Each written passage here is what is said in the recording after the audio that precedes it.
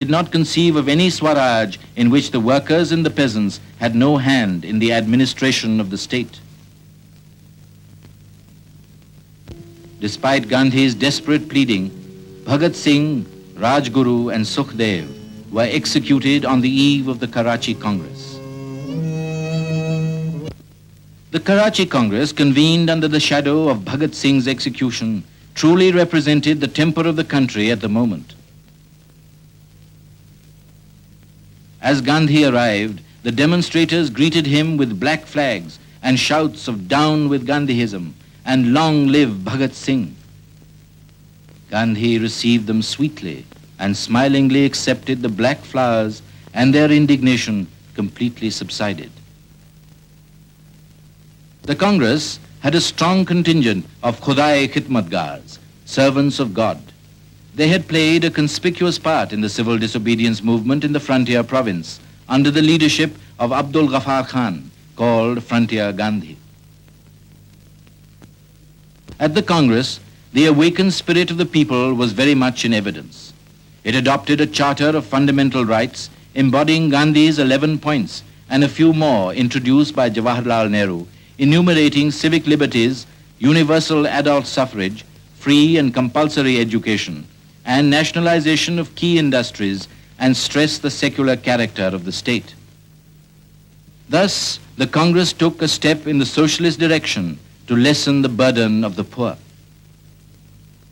The Congress session marked the pinnacle of Gandhi's popularity and prestige with the people.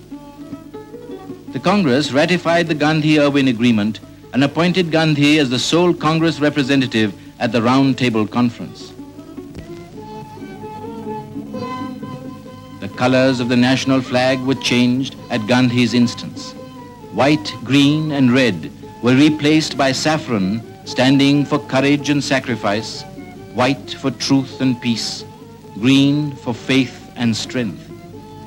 The spinning wheel represented the hope of the masses.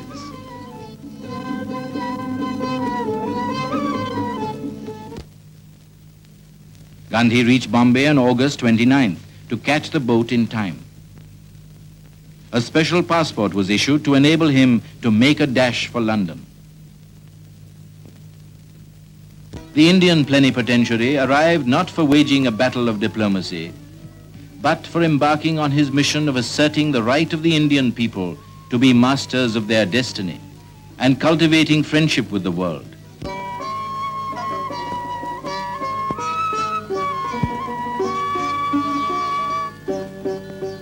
Accompanying Gandhi were two fellow delegates, Sarojini Naidu and Madan Mohan Malaviya.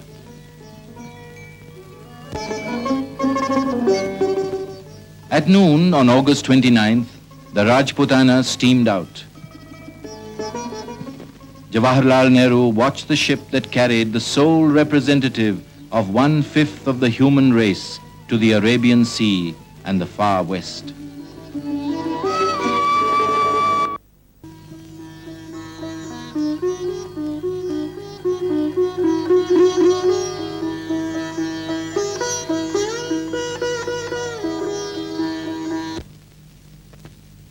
After a weary voyage of 1,660 miles, daylight broke over the rock-crested shores of Aden. Gandhi steered the Rajputana into the first port of call. "I hope I do not capsize the boat," he remarked as he turned the wheel.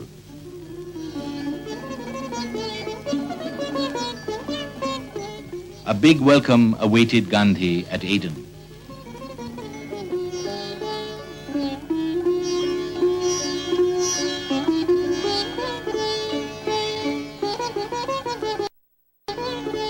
He arrived at the citizens' meeting to receive an address of welcome and a purse. In his first public speech outside the Indian subcontinent since 1914, he declared that India did not stand for isolated independence. 1/5 of the human race becoming free through non-violence and truth can be a great force of service to the whole of mankind. He extolled the simple way of life associated with the Caliphs and told the Arabs to help solve the Hindu-Muslim problem.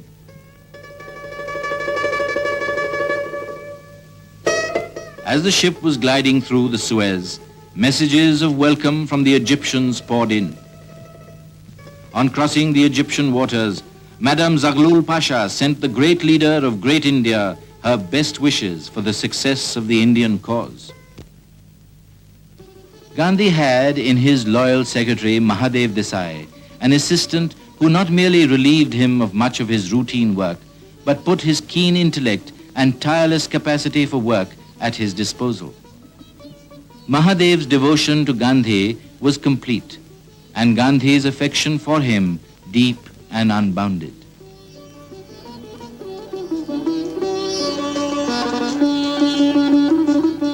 On the misty, cold morning of September 11th, SS Rajputana anchored at Marseille.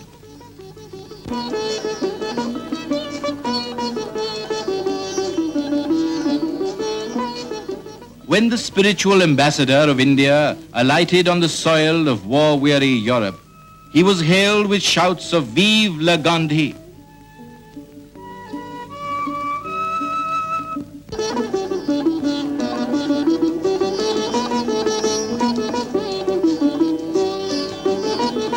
At Folkestone on September 12th, Britons gathered to greet the guest of the nation. Gandhi landed on British soil with thoughts of the hard task ahead. I am here to vindicate the honor of India and to uphold truth as I see it, for I believe it is the keystone of life.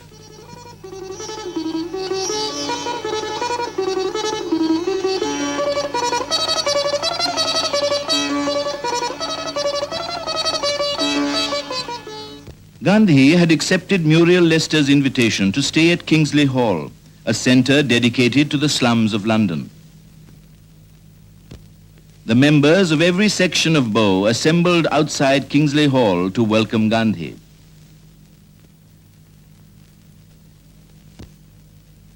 The Pearly King, accompanied by his son and daughter, came to pay respects to the distinguished visitor in his domain. Gandhi greeted the costermonger royalties who offered him their best oranges. Take the orange, yes. Thank you, thank you. Thank you. I take only one, I take two. Kill.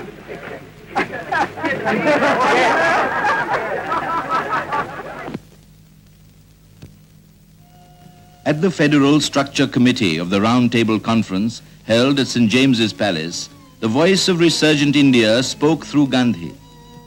The goal of absolute independence remains intact.